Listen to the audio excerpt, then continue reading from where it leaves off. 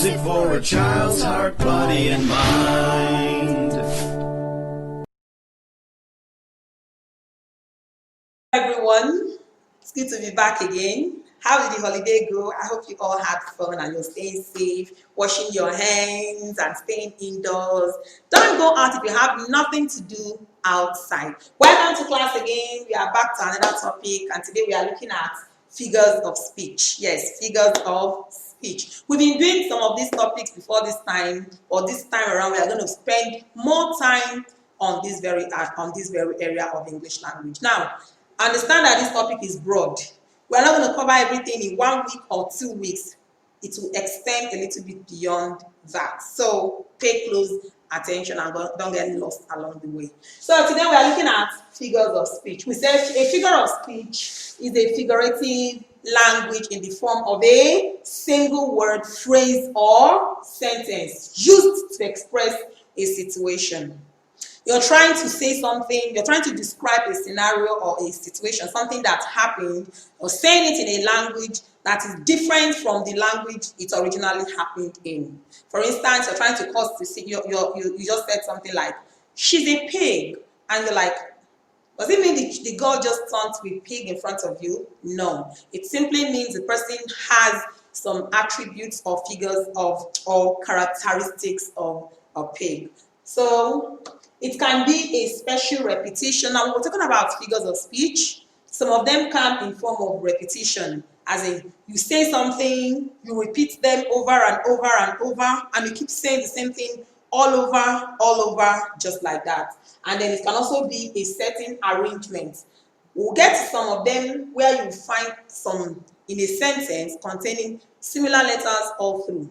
It can also be in the omission of words, meaning we'll get to the point where we'll have to drop certain words in a sentence in order to state our facts. So all these things are areas we need to look at as we go deeper into the topic. So figures of speech can also be called a rhetorical language. So if you don't want to call it a figure of speech, you can also call it a rhetorical language. So things you need to pay attention to. Number one, figurative. When we say, I'm digressing a little, I'm not starting from the beginning, so we have figurative.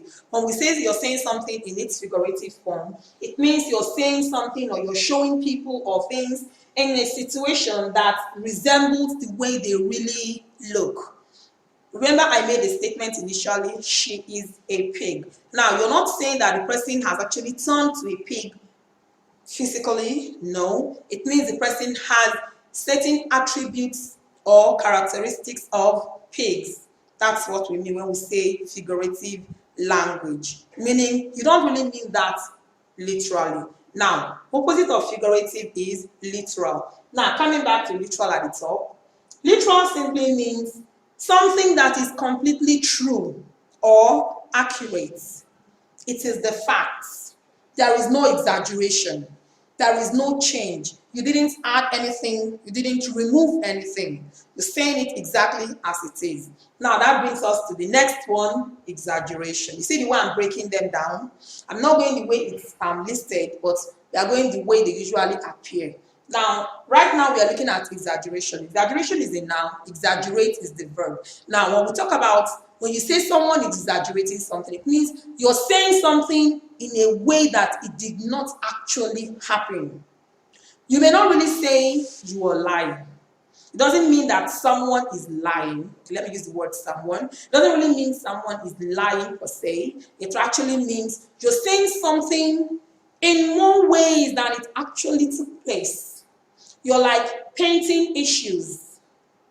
You know, when we talk about exaggeration, lies is not always far from an exaggerated fact. When you exaggerate, when things are exaggerated, it means that there is always a trace of lies somewhere. So exaggeration means saying something more than is fact. The fact is there, the truth is there, but the truth is somehow magnified, as in somehow made bigger or larger than it actually happened. So let's go. We have different names for these figures of speech, but today we are going to start with one, just one. And today we are looking at oxymoron. Oxymoron is a figure of speech in which two opposite ideas are joined together to create an effect. When you're talking about opposite ideas, this idea is different. You bring another idea that has nothing to do with the other one you brought before, and you're now bringing them together to form what? And to create an effect. You're trying to create an effect on the listener, on the person that is listening to you. Like you're listening to me now. I'm explaining something to you, and I'm bringing something I know that has no business or correlation with the other one, and you're just bringing two of them together. You're like blending them together, and you want to create an effect, that is drive a message or send a message home to the listener.